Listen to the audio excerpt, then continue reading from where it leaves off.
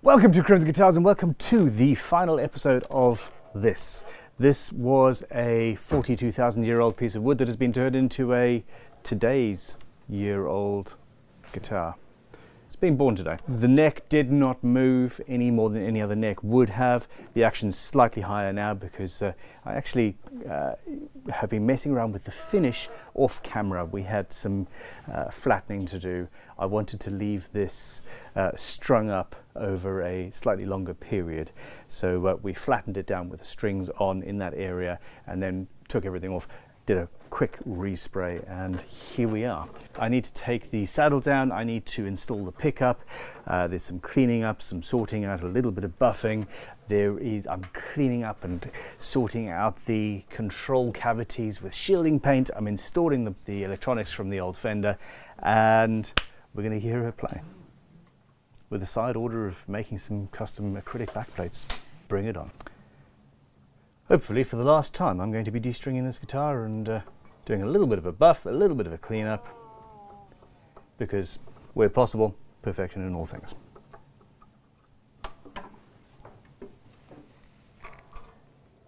If you're watching this video when it goes live, Crimson Guitars currently has a massive sale on. Summer is over. We're finally getting back to our workshops. We're not having to fritter away our money on beaches and wine and all of that sort of stuff. Thank f***, summer is over. Check it out, 15% off everything, and we've launched a bunch of new guitar building courses. Some one click and you're done, apart from accommodation. Others extensions on the 2-week guitar building course, the 5-day guitar building course, etc. So yeah, please check it out and let me know in the comments below what you think of these new additions.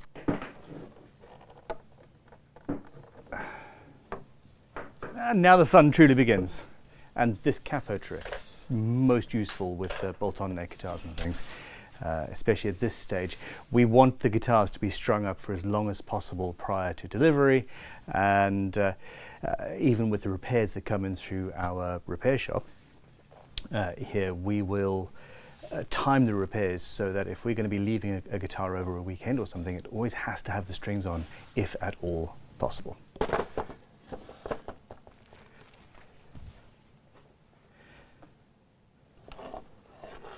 Now, the problem with making everything perfect is that sometimes you miscalculate how much lacquer is going to go on something. And this is a case in point. And it's so close. So a little bit of fine work, just getting rid of the build-up on that side. A little bit of tidying up. These are my favorite little tools at the moment.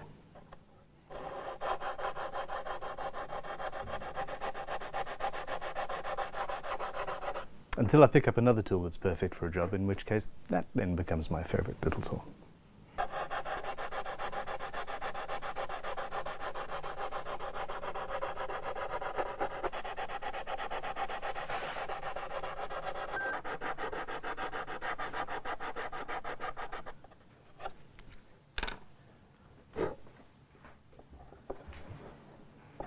Woohoo! Lush. Well, that's a bit fun, isn't it?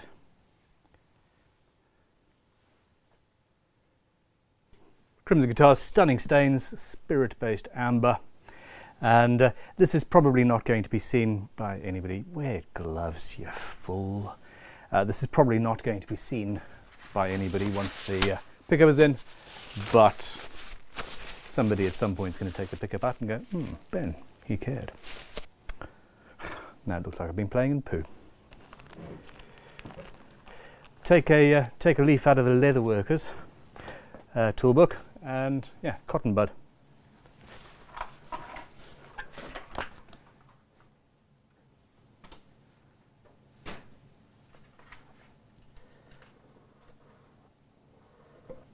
Oh, look at that.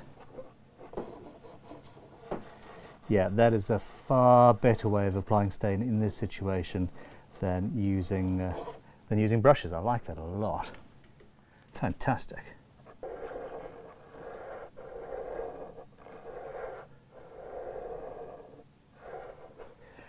So, well, there's the lesson. Take tips, take tricks from crafts outside of your own discipline, and you may well learn a thing or two. And we all love learning, don't we? Need to reduce a little bit of height on the saddle now that there's a piezo thing under there. And this is the second sliver off. So for every millimetre of height you want to remove or reduce in action at the 12th fret, you need to take 2 millimetres off the saddle.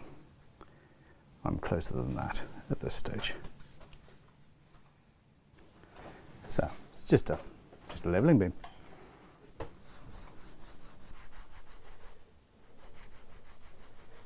Try and avoid sanding your fingers down if you have the option. Before I move forward, I need to use this handy little template that we took off the fender to drill the positions. And again, I wanted to leave the electronics in that instrument for as long as humanly possible to keep them safe, etc. And this is double checking the positioning of the holes that we marked out from the template way back at the beginning of this build. But there we go, simple little piece of tracing paper. Woohoo!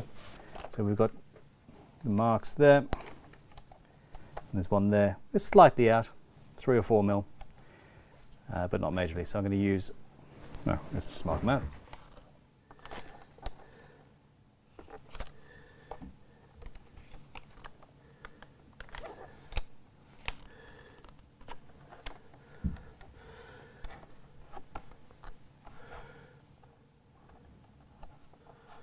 There we go.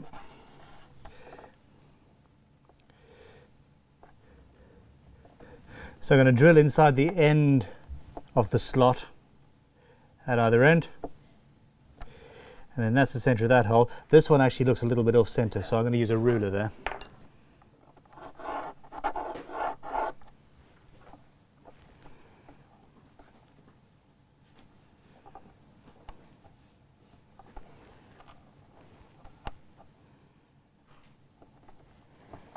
And even when you're 100% sure, you still present the actual parts up.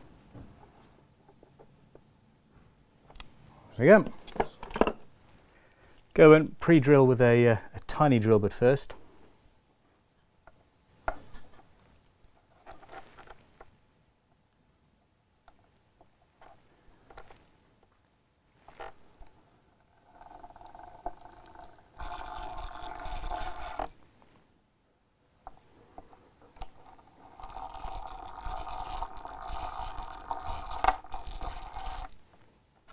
I've got a bunch of various sized tiny little watchmakers reamers, and these are beautiful.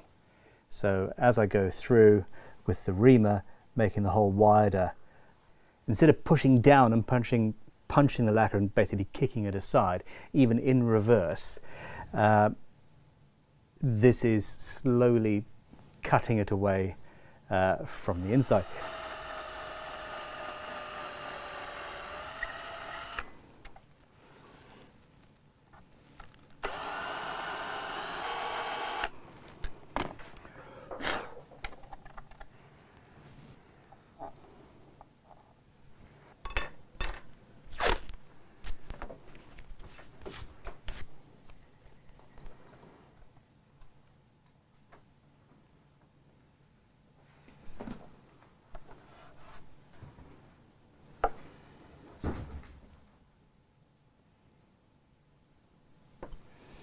I'm not going through.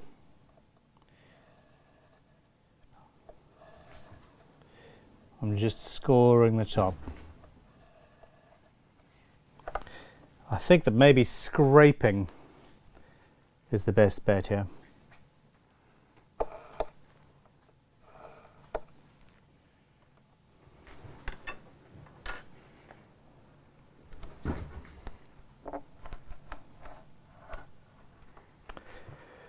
Okay, so in the same way that these reamers are essentially scraping out the material without putting too much pressure on it, I'm going to use I'm going to be scraping away the finish until I get to the bare wood.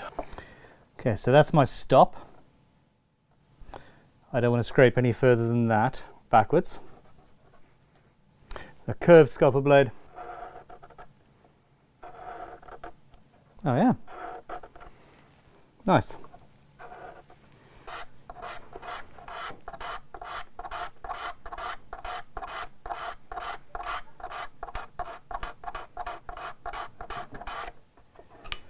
I'm not sure why I didn't think of using a chisel for this. Scraping with a chisel down the side of an antique ruler, that's actually a lot easier.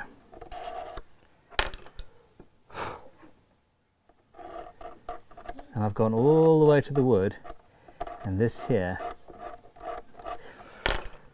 this is the moment of truth. And we're clean, there's no blooming, there's no splitting, there's no paring away.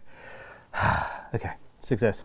This is the way to do it. Funnily enough, this is actually a way that you could, instead of using an inlay saw or a router, you could scrape your blade switch slot through pretty much anything if you wanted to, if you had a small chisel and we're happy to sit there scraping away. This is the same principle as in a recent video where I used a scratch stock to when I was fitting the bridge. Same thing, you just scrape away slowly but safely. Okay, and now I'm down to the wood. I'm just going to gently, because it's such soft wood, score through with a scalpel blade. And yeah, we'll go through in no time. Maybe a little bit of chiseling involved as well, but hey, you will know I enjoy that.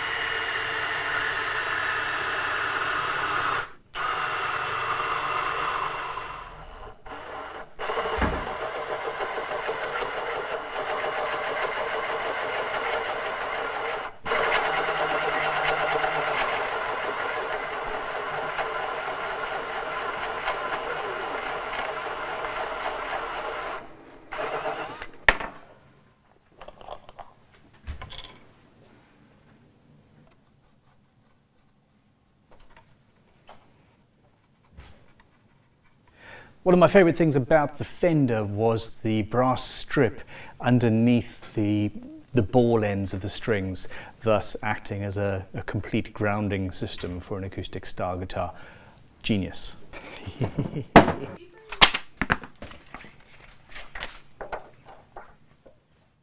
Actually, I use this side.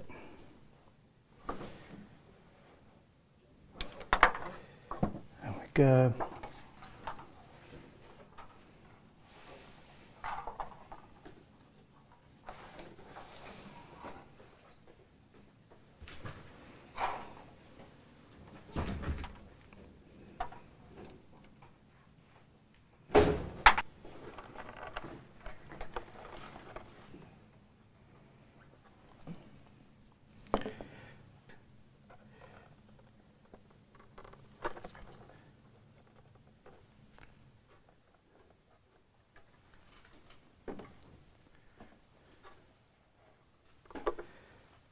what I'm going to do on that brass plate is drill a small hole through and physically screw the wire down to the brass plate. It's a far better joint in any case.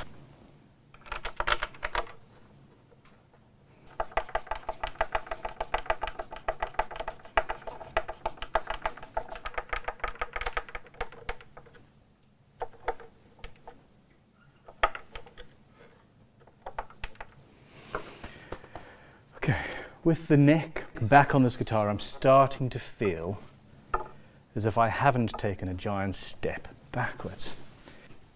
I have not. Oh, I have not got a knot. Look at that.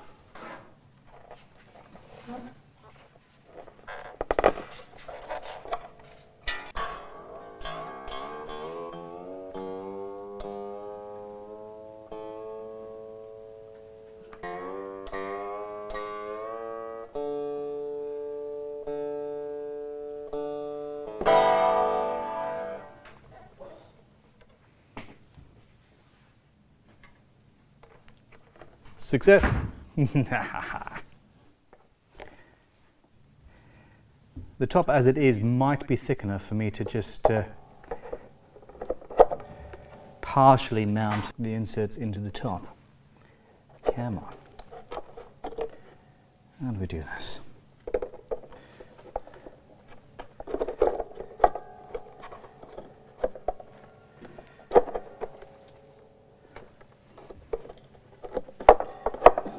Like that.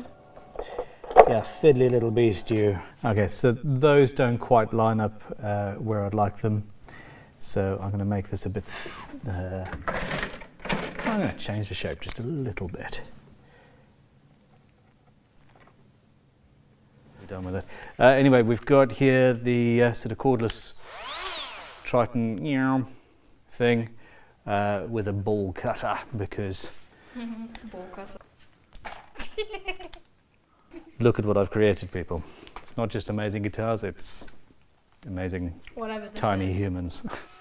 Essentially, the template was slightly out of line with the front template, and this is one of those tools that it's always useful. It is always, if you are building non-standard, if you are building custom, things go wrong, need to be slightly adjusted, and a little carving bit like this comes in handy. Long-term project number 2 is now old enough to appear in videos of his own accord, and is my Hoover at this point. He's my dust extractor.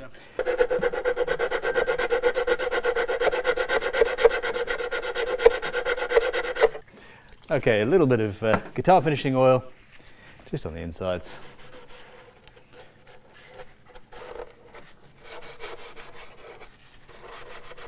Nice.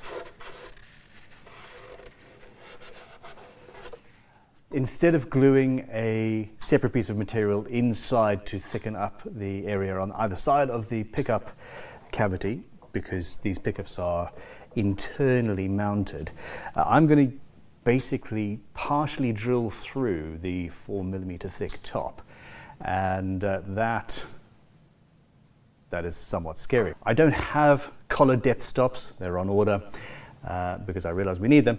I'm just going to take a tube, cut it down to length, and the tube will stop against the drill, and I can then adjust it to give me the exact cut I want and stop me from running the risk of basically at the last step destroying this guitar. Touch wood. Instead of using a hacksaw, even a beautiful Lancashire pattern hacksaw such as this, it's got relatively large teeth. When you're cutting tube, it's far better to use a fine pattern jeweler's saw with a blade like this. As you cut through into the walls of the tube, these very, very fine teeth don't tend to catch and grab and distort things. Of course, we're very likely to break the blade as well, but that's just par for the course.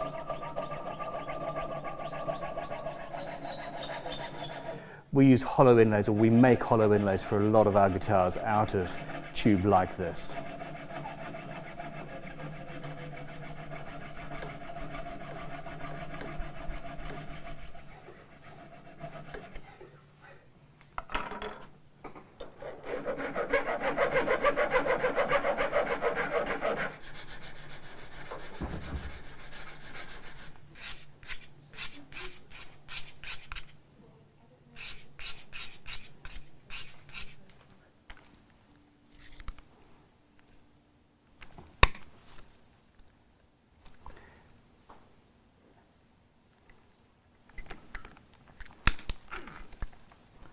There we go.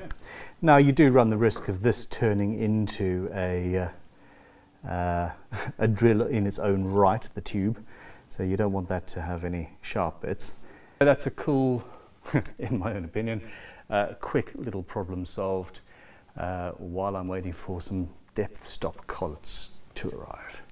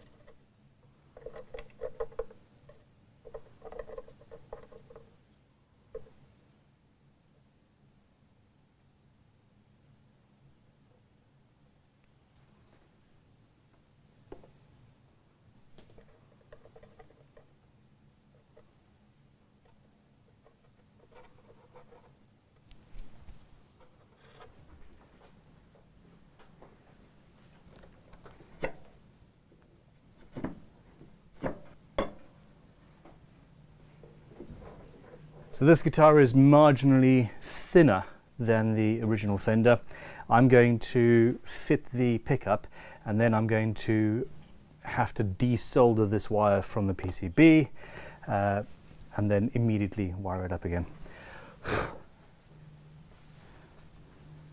Basically the pickup doesn't fit through and underneath.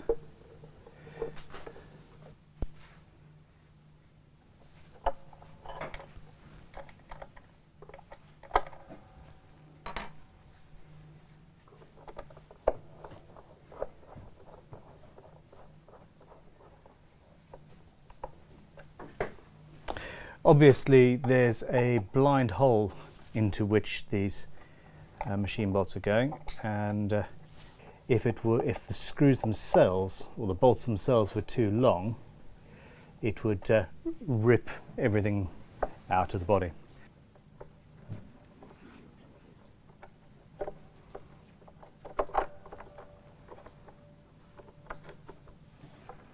Okay. Desolder that, run it through.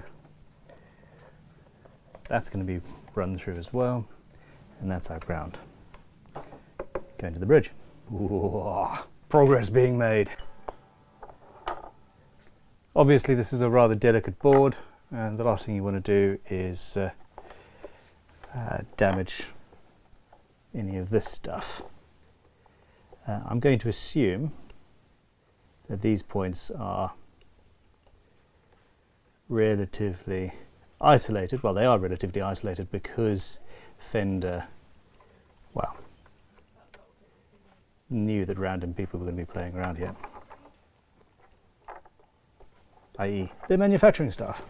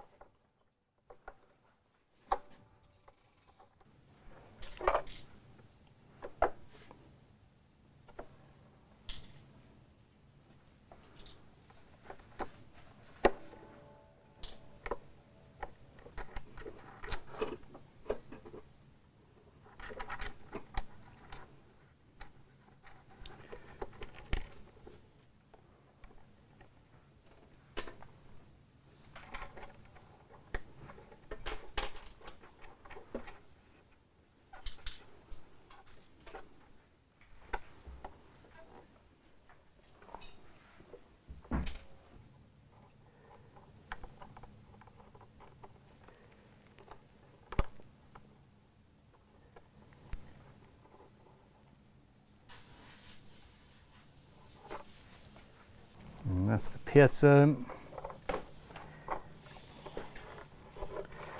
We're going to trim that a little bit shorter, aren't we?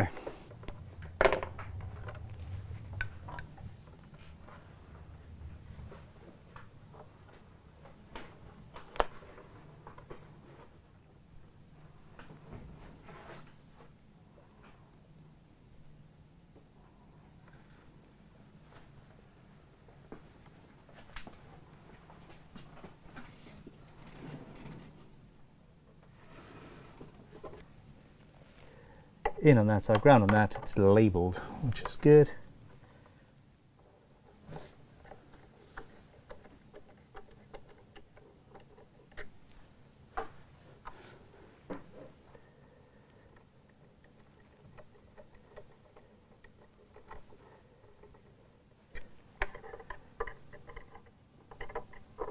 Woohoo!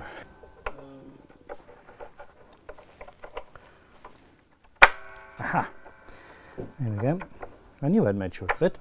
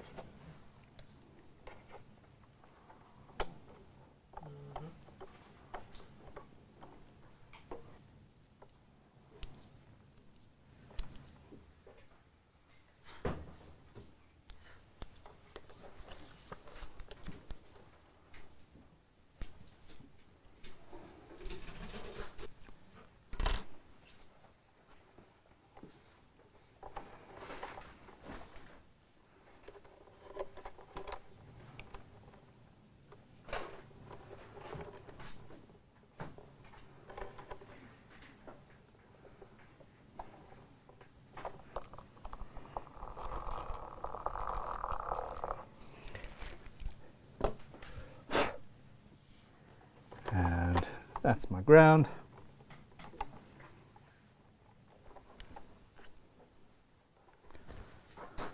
And then a screw, a short screw, even though this is directly beneath the bridge, goes in there. And that's going to be touching the brass and this earth wire.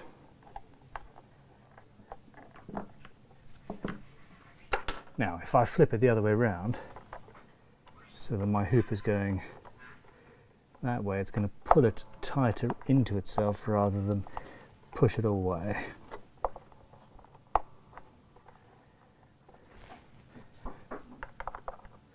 Last thing you want in a long-lasting relationship is to be pushed away right at the beginning.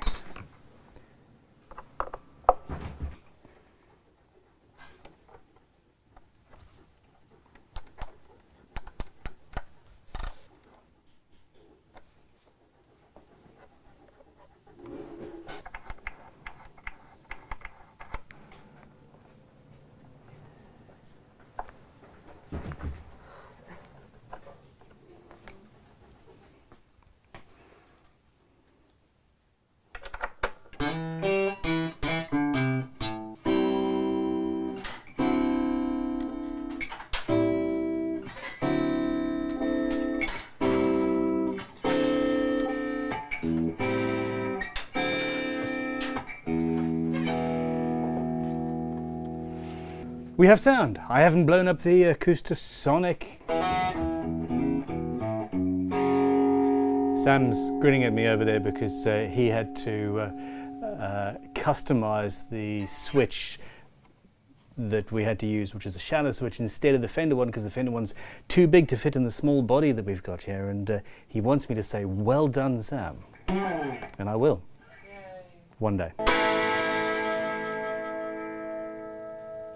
Okay, this is playing through a shitty lapel mic, it is playing through a shitty amp, and we'll play it properly soon. I just had to see whether we were functional or not. I'm going to charge the battery, and to be honest, I'm calling this a day and a success. I've got to make some backplates and some other bits and pieces. She breathes, I breathe.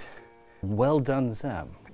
Well, backplates, acrylic, and I'm just going to stick this battery in the guitar. This was stuck onto the back of the backplate there. I'm just going to install it back here. The client is watching these videos and knows that, so yeah. Again, more thick double-sided tape. I can't believe I'm using this in a guitar build, let alone this guitar build.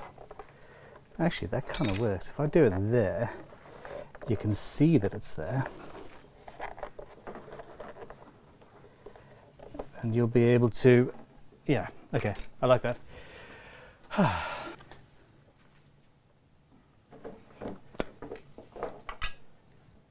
Hey, alrighty.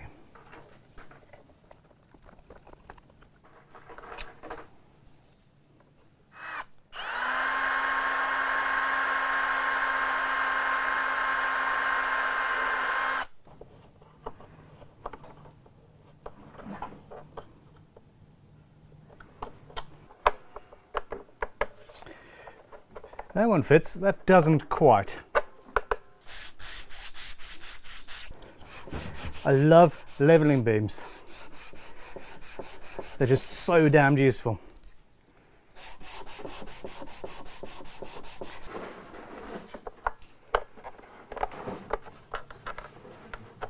Nice.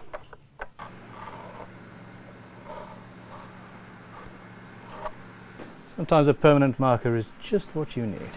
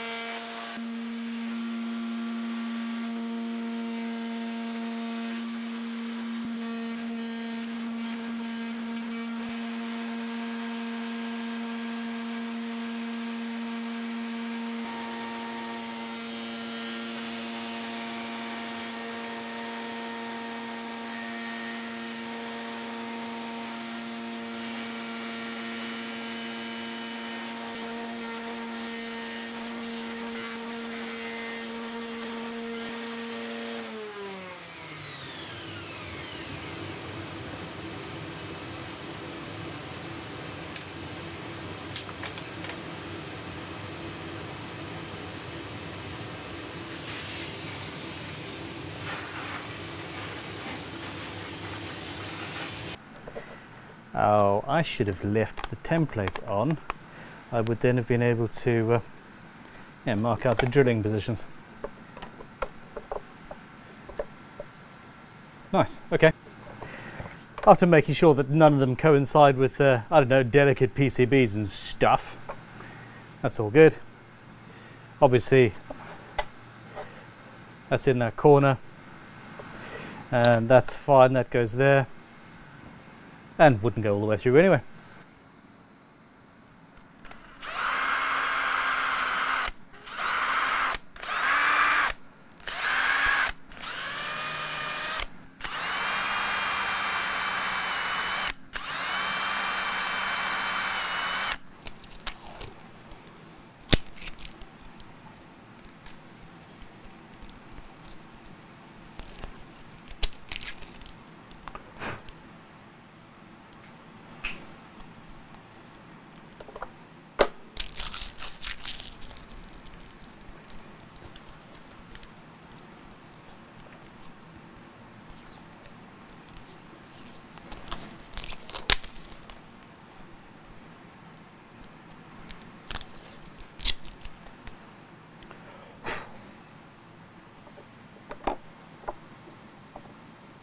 Oh, look at that. Is that not the definition of cool? Yeah. The only thing that could make that cooler is a blue LED right about there. I don't know what it is. I seem to be incapable of actually finishing this job. I'm sure I'm going to get it all done and then find something else that I want to just tweak a little bit, but I won't put you through that.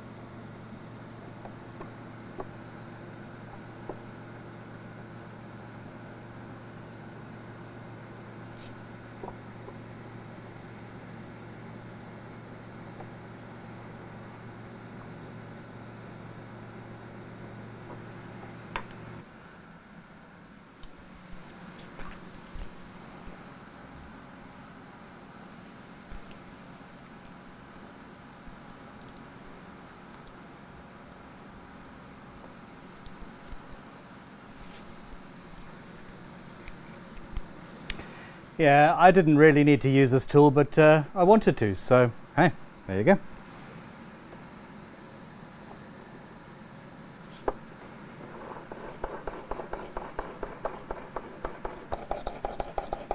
I'm doing it with the plates in place so that I can get as little dust as possible inside the guitar. And the excuse for using the Archimedes tool actually is that the second it goes through, I feel it.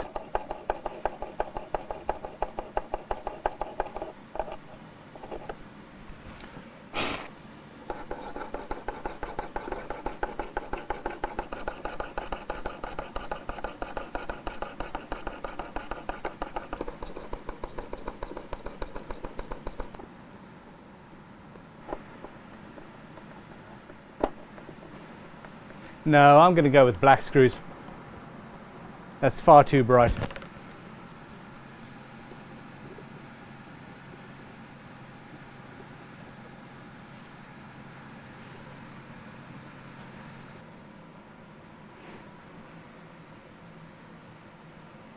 We're not quite done yet.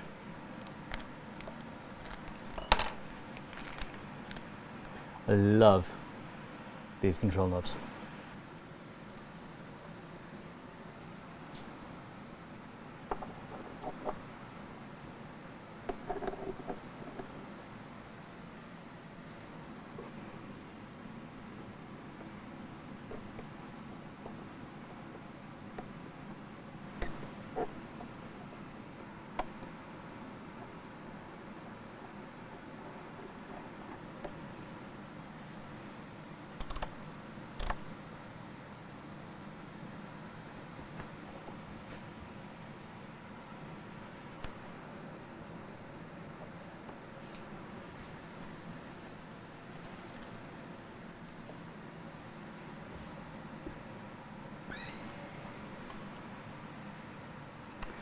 I'm not quite sure how to feel.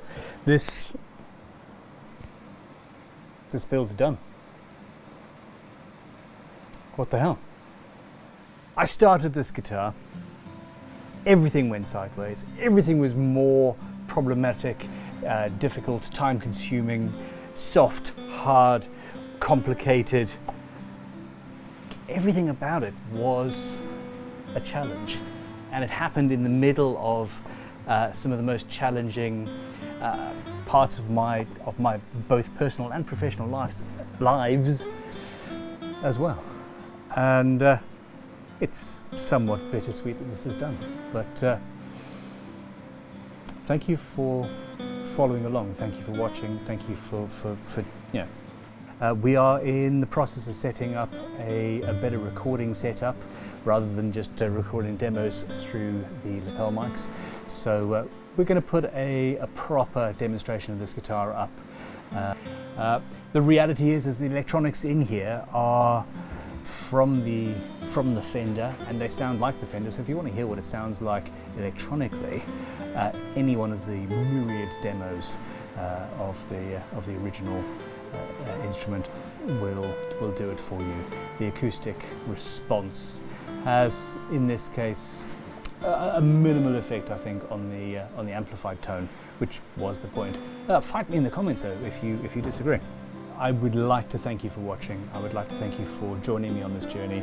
I am fully aware I've got a couple of other builds that also desperately require finishing and are in the final stages, and those will be done in the next week or two. I genuinely can't think of anything else that I want to do on this instrument. Yeah, let's trim the strings just a little bit closer. How's about that?